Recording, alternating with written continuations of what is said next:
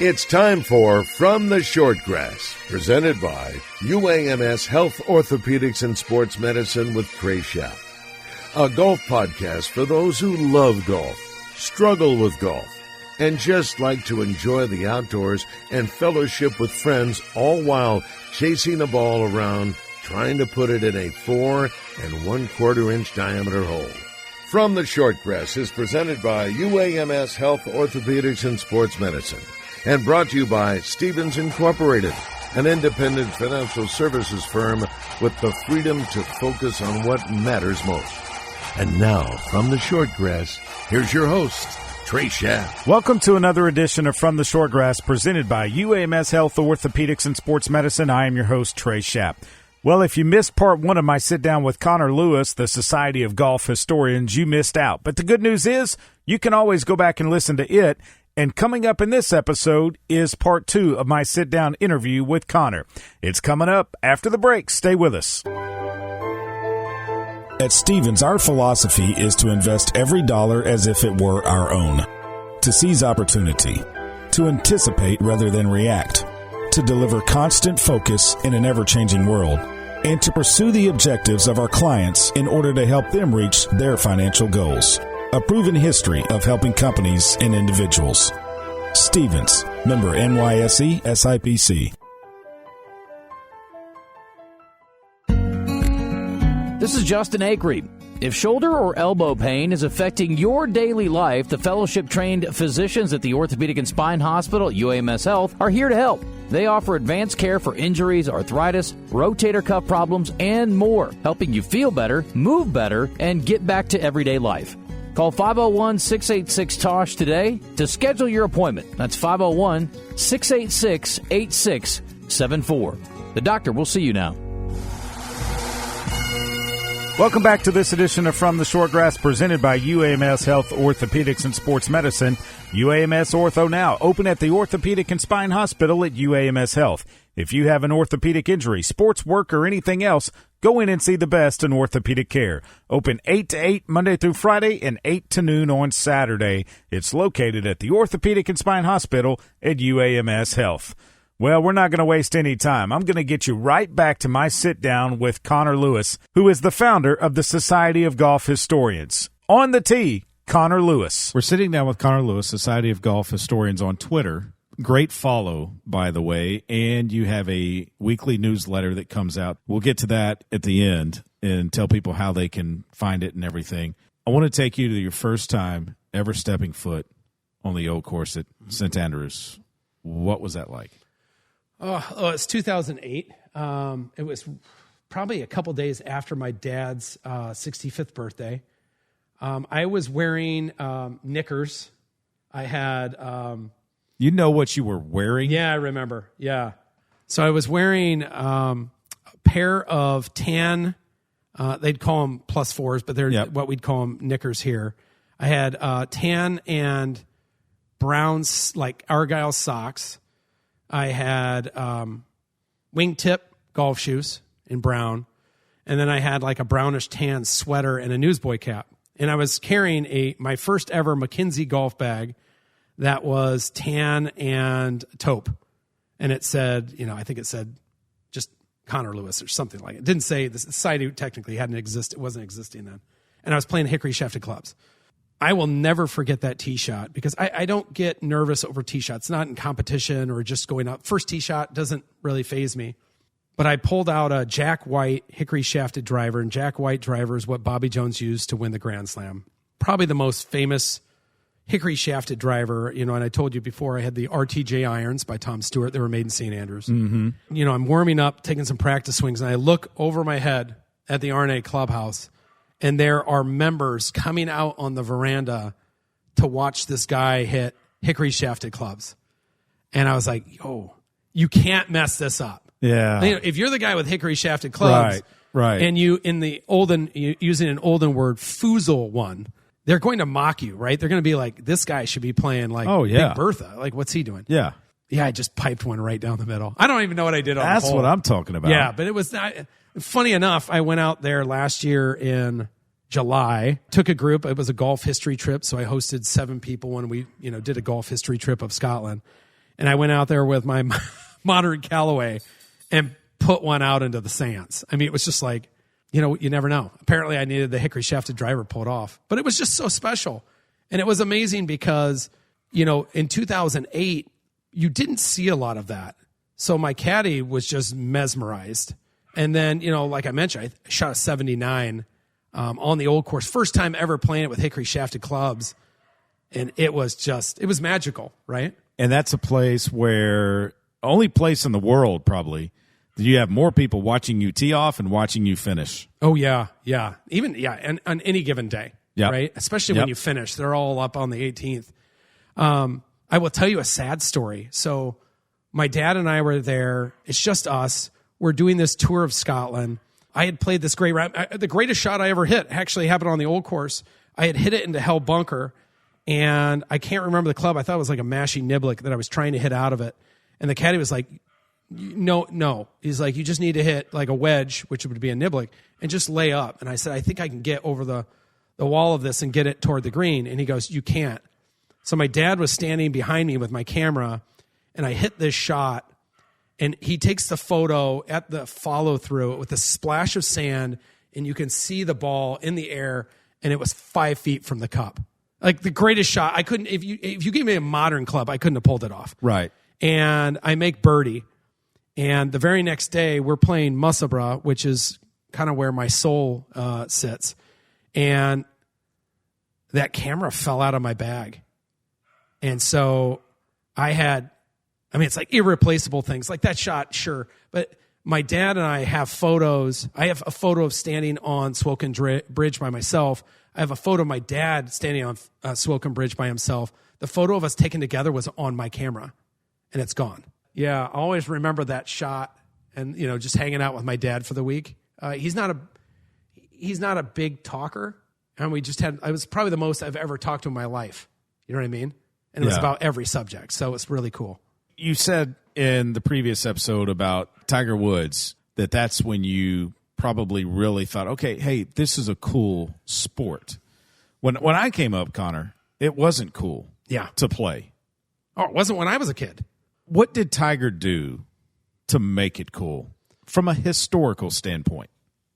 I think for our generation, and this isn't to denounce previous generations, so I don't think that. I think, first of all, he came at the right time where computers, kind of social media was kind of starting, like Facebook or MySpace or whatever. And then he brought like this cool vibe and athleticism. And he had this amazing blend of Jack Nicklaus. There was a little bit of Seve, where he'd find himself in a bunker or behind a boulder, behind a tree, and he'd pull off this wicked shot that nobody thought was possible. There was also like a level of confidence that he had that he was going to win. We've all seen the interview where, he basically said, if I don't win, I lose. And, kind of mocked Who else does that? Yeah, right? Like nobody has that mindset. And then he just went out and won, right? I mean, he was winning at such an insane scale. So, I think it was a boom of this amazing athlete, this amazing talent, this amazing golfer. Mix that with something that Jack and Arnie and Ben Hogan didn't have, which is like the marketing machine known as Nike, right? Mix that with social media and computers. And, in Jack's time, we had 3 channels. And all of a sudden, we've got 100 channels. We have Sports Center, right? And Sports Center makes them cool. And the Golf Channel blows up. And all of a sudden, it's like, who are you going to cover? And he was the guy. So I think all those things, and then he's one of the, it's unfair to say few, but he's this phenom that met the challenge and did what he said he was going to do. And I think that really, I said it does 2 things. One, it turns a lot of people on, and it turns some people off. I mean, there are people that hated him from the get-go. Right. And I never quite got that. I mean, I'm all for that, expanding the game. But I think you look back, Arnold Palmer was the first golfer to make $1 million in his earnings. Yeah. And now you can finish 5th in a major and you're going to make $1 million. You can be the last on the money list and you'll make $1 million, right? It's a huge difference now between, the disparity from, the web.com to the PGA Tour or any other, the Nationwide, any of those. Like even, you look at the seniors, the senior tour, they're making money. And a lot of that was that bump that we got. I mean, when Walter Hagen won the Open Championship in 1929, he got a check for 100 pounds and he gave it to his caddy because he knew this isn't even going to pay my expenses. What was really going to pay for him is the marketability of being in the Open champion. And so he was going to use that to get, more endorsements and playing, money matches and, kind of go out to the public and do exhibitions. So he understood that value. But think 100 pounds in the 80s, I think they were still making a couple £1,000 for the Open specifically. It's just like they didn't make the kind of money that we make now, and there wasn't the marketability. So I think Tiger was the right time, right place, right person to fill that void. You were talking earlier about the golf ball in a previous episode. The fact that, golf courses in that time of the change of the golf ball, some of them became basically obsolete where they couldn't withstand that new technology that came with the golf ball, the wound ball. Are you in favor of the USGA and the R&A rolling back the distance? I know they've put off that decision, but from a historical standpoint, Connor, where do you stand? I think it's always a tough one. The first thing I always tell people when they ask me that question is that we live in the most interesting times, right? It's kind of the question, different question, but it's like live, right? When you say, I believe maybe it's fake, but the Chinese proverb or curse, as they said, was, may you live in interesting times, because interesting times are with turmoil. We definitely live in them, right? Like I think live splitting the game, the golf ball potentially being rolled back. The last rollback really was 1931. The one comment that I make with the 1931 rollback was that it was botched really badly. So they rolled it back and then they had to roll it forward. When they first announced the rollback, I delight in these moments because then I get to go dive back into the, historical documents and newspapers. And you see newspaper articles that golfers are going to start hoarding golf balls. Gene Saracen say, this is a balloon ball. It doesn't go anywhere. So they rolled it back. It was just a travesty. Before the end of the year, they had to roll it forward to basically to the parameters of a golf ball we have now. The politically correct answer, I would say, is I will abide with whatever the USGA and R&A decides.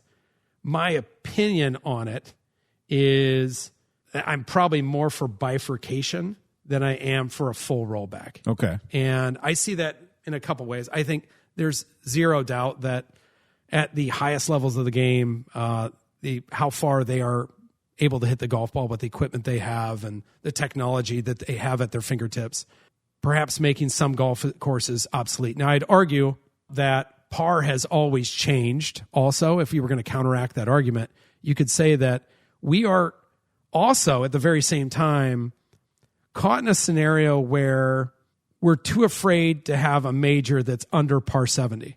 Again, Oakmont was like a par 80, right? We've had par 75s, we had par 73s, we went to 72s. Now we're trying to make these golf courses 70s. And Bryson DeChambeau got blown up for saying, I think Augusta National was a par 66. He's not wrong. He wasn't wrong. I should say that.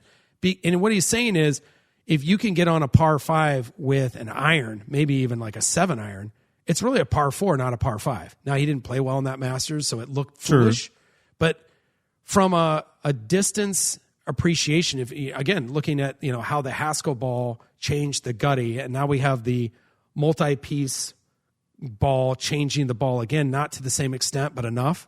I think there's a very strong argument we should roll the ball back on the highest level of the game. Now, my counter argument for that and bifurcation is I just cannot imagine wanting to take distance away from the bogey golfers out there.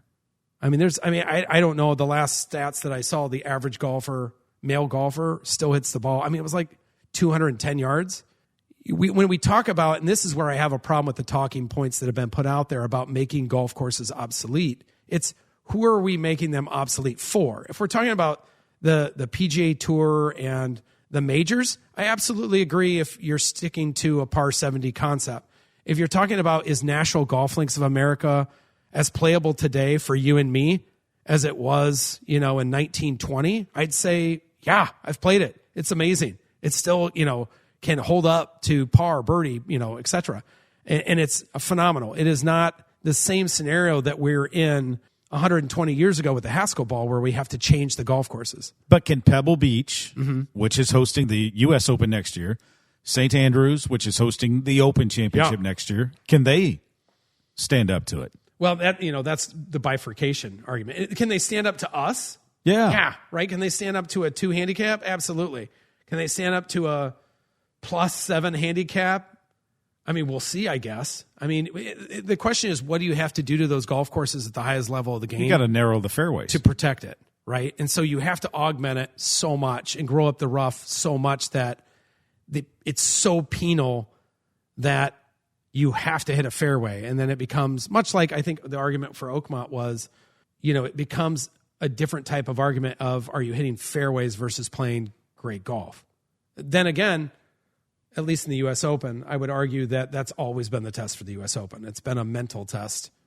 But so, no, long term, I think we're going to have a hard time, I guess, if you want to call, I don't like the term protecting par, but if you want a major championship, or, if we look at it in the days of our forefathers, does it deliver a outstanding test if the lowest round still wins the tournament? Yeah. And we disregard what par is. If it's, I don't know. I look at it both ways. I do think at the highest level of the game, it might be more interesting, but then look at what we're looking to do. I mean, that rollback, Cam Young's hitting 370 with this ball that supposedly hits the rollback standards. What kind of rollback is that? I mean, I think to pull off a rollback at that level, if I'm at the USGA and I'm doing bifurcation, I am probably doing 3 things. I am shrinking the driver head for the professional level. I am decreasing the height of the tee. And I'm not making the ball go less far. I'm making the ball spin more. I'm all right with them being able to hit 370 if you're willing to go all out. I interviewed Dean Beeman years ago, and I asked him if he, as the commissioner of the PGA Tour, would have taken on rolling back the golf ball like he tried to do with the grooves. And he said, yes, I would. He said, I probably wouldn't be the commissioner much longer if I did that. But he said I would. And he goes, but the thing is, he's ultimately said, I wouldn't make the ball go less far. I'd just make it spin more. He goes, Jack Nicklaus could hit the ball 350 yards if he wanted to. But he's like, he knew if he didn't hit it on the screws, it was going to go off the map. Best major. Which one is it? Oh, gosh. Oh, goodness. I will say it 100% depends on the venue and the conditions. I think there's a very strong argument, and this might be controversial, that in 2026, the best major might have been the PGA Championship. Wow, that is controversial. I mean, you think about it like, here's where I took. At the Masters, Rory wins. Rory's a favorite. Everyone's going to love Rory winning. Nobody challenged Rory. They didn't. Scotty couldn't putt in 4 majors, but Scotty was right there to win every major, couldn't sink a putt. Everybody else wilted. I was there at the Masters on Sunday. I was standing on, that would have been, 13, when Justin Rose 3-putted for eagle. And I'm like, and he walks away with a par. And I was like, oh my God, this thing's over. Like nobody could do it, right? And then you had, obviously this Open, Ryan Fox, unbelievable. Everybody else did not stand up to the challenge. And you had no weather. No weather. No, it was no weather. I think the conditions were perfect for that. I think at Shinnecock, we didn't have the weather we thought we were going to have. Again, nobody really challenged it. I felt like, while I think it was a great major, put it this way, I think if you polled the members of Shinnecock, they probably wouldn't be happy that they didn't unleash what they wanted to unleash. And I will say Aronimik met that test. I think, people might not like that Aaron Rye won it, but man, that thing was all the way down to the nth of the minute of a great major championship. And I get mad at people on Twitter because anytime we rank the majors, everybody puts the PGA last, and I've argued it's not my favorite. But if you look over the last 10 years, it's delivered. Not always like the greatest venue, But, you have great matchups with like Bryson and Xander going down to it. You have Scotty Scheffler. This year, Aaron Rai just puts on a show and just stood to the challengers. And everybody played. I thought, John Rahm was in that. And everyone like really challenged to win it, I felt like. And the other 3 majors this year, no default to the players that were trying to win it, but I felt like everybody wilted, including Rory the last 2 years. I felt like he was the last man standing is what it felt like. And I was at both Sundays, and I felt like he had opportunities, right? Like 2 years ago when he hit into 15 and he misses the putt and then, plays really well down the stretch and gets into the playoff. But like Rose was right there. I felt like that was a great major because Rose was really like pushing him, right? And there was a 2-man. This year it just felt like everybody else was falling off into the weeds. And then I don't like those majors. I'd rather have Ryan Fox go out there and hit some amazing shots and make decisions. Although I love you, Ryan Fox, Aaron Rai, but I don't root for you. I don't, and that's unfair because if you're winning your first major, even Scotty Scheffler winning his first, like I'm not a huge fan. This is awful, but I'm not really a fan of any professional golfer. I try to be unbiased by just focusing on history. I'm not really start to really follow you until you win your second. Because then I'm like, that's historical. Everyone, interviewing Patty Harrington a couple months ago, he had this great quote. He had several great quotes, but one of them was, the most miserable people on tour are the players that only have one major. He goes, it's like a millstone around their neck. Like, you've won one, but did you luck into it? Were you just good that week? Was it essentially the Honda Classic that you won, but you won it on the right week? Or are you historically great? I kind of feel that way. Like, I'm happy for him. I think Ryan Fox, unbelievable story. Aaron, unbelievable story. But like, I really start to get interested once I think that, you can be a historical great, which means 2 majors or more. It's not a highest bar, but that's when I get really like I want to see history being made. I like that. I like that a lot. The golfers, I have to ask, being a historian, that is spectacular, by the way. Most prized possession that you have. I mean, that's like picking your favorite kid. I don't have one. I don't. I mean, there are things in there that I would fight to the death to preserve, right? I mean, when we're in Florida, we have hurricanes, and I have several action plans just for the golfers of where things go. I mean, I can't even have the power go out because of the humidity here. So I have 3 or 4 different locations that things get relocated to depending on where we think the storm's going to go, just to protect them. Does your wife think you're a nut? Yeah. I mean, I think she's accepted it. Now, I'll give you a couple maybe. I didn't show you this, but I have one of Bobby Jones's personal clubs. Oh, wow. That's in that, and I've played it before, by the way. So when I go to play Marion, Oakmont to a certain extent, I'll put it in my golf bag, and the people in my group I just let them chip with it. I don't let them take full swings. So that's a really cool one. I think you saw the original design of Augusta National. Yes. So that's a 1931 drawing that Alistair McKenzie drew up 1 month after walking on the golf course for the first time, the Fruitlands. And it's actually different than the golf course that is designed today. So there was another drawing that's more famous in 1932 that has the reverse routing. That's the famous one everyone talks about. This predates that. And the routing is actually in the order that they play it today, which is kind of fascinating. Wow. I have a photogravure of Willie Park Sr. that's on the far wall that is semi-life size. And that was drawn by John A.T. Bonner, and famous artist. And Willie Park Jr., 2-time Open champion, basically commissioned a painting of his father, who was the first Open champion, won 4. So 1890, it's an older Willie Park Sr., and it says like William Park, champion golfer, and it lists the 4 years, and then it has JTX, JATB. And I picked that up from an antique seller, really not knowing what it was, other than the fact that I'd never seen it before. Started doing research and realized that it was the sitting for the painting, which is a full-size painting that now sits in the R&A clubhouse. Oh, wow. And it was commissioned by Willie Park Jr., two-time Open champion himself. That's pretty cool. So that was a great find. I have a lot of great finds, but that one was really super special. Best golf course you've ever played? I mean, my favorite golf course is Cypress Point. I've been fortunate enough to play most of the great golf courses in the United States. I've played Augusta National more than a handful of times. Cypress Point's my favorite, specifically in the United States. Augusta is probably one of the most unique experiences. I was lucky enough to, the second time I played there, I stayed in the Butler cabin on the bottom floor. So my room was right next to the fireplace where they hand out the green jacket. How cool is that? And I sat in those chairs so many times that week. That was very cool.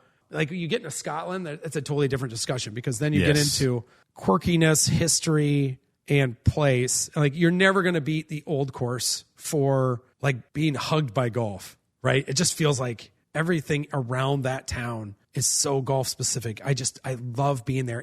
I could hang out there for a week and not touch the links, and I would be perfectly happy. Prestwick, held the Open, for a dozen years before it went to Aroda. It's quirky. It's got blind shots. I love the people there, the pros, unbelievable. My spiritual home is Musselburgh Links, 9-hole course, hosted the Open as a 9-hole course 6 times. 5 Open champions came from its links. It's mostly forgotten. I think if people go to Scotland, I always say, like, when you land, because you're normally landing around noon because you take the overnight flight, go play around at Musselburgh Links. It costs like £45. So it's the cheapest of the Open Championship courses. 9 holes. 9 holes. It's a quick round. You have jet lag, and you can just go swing and not care. And there's so much history in those links that if they allowed me to, I'd start my own club there. And the clubhouse would be at Mrs. Foreman's Pub, which was, at the end of, I think, I'm going to say the 4th hole. It might be the 5th, but the 4th hole. You used to like finish the hole, like putt out. You'd knock on the window and get a beer and keep playing. Like, it's right on the corner of the course. That's so cool. Right? And I was like, that should be a clubhouse. Like, I don't know what we'd name the club, but it would be, we'd have a club at Musselburgh and just play 9-hole links all day. I mean, I could do that all day long. All right, real quick, how can people get your golf newsletter? Yeah. The Society of Golf Historians. Yeah, it's a really stupid long name, so I just call it the Society. I probably should change the link, but it is, I hate to say this, it is the Society of Golf Historians at beehive.com. So it's BEEHIIV.com. Connor, last question. Fantasy foursome, living or deceased, you and 3 others that you could play around with, who would they be? As a golf historian, I'm interested to hear this one.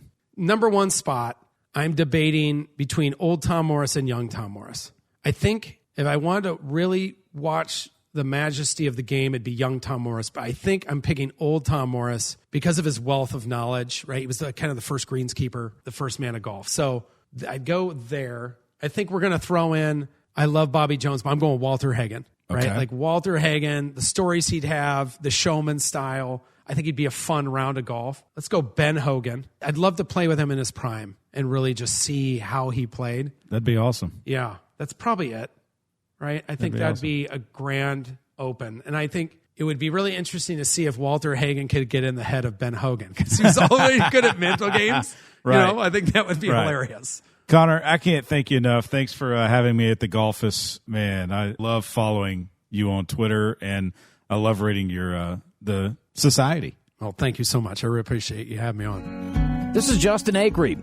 If shoulder or elbow pain is affecting your daily life, the fellowship-trained physicians at the Orthopedic and Spine Hospital at UAMS Health are here to help. They offer advanced care for injuries, arthritis, rotator cuff problems, and more, helping you feel better, move better, and get back to everyday life. Call 501-686-TOSH today to schedule your appointment. That's 501-686-8674. The doctor will see you now. That's all the time for this edition of From the Short Grass, presented by UAMS Health Orthopedics and Sports Medicine. My thanks to Connor Lewis for inviting me to the Golfus to record these last 2 episodes. Remember, when you find your ball mark on the green, fix it and a couple of more. And I hope to see you sometime soon from the Short Grass.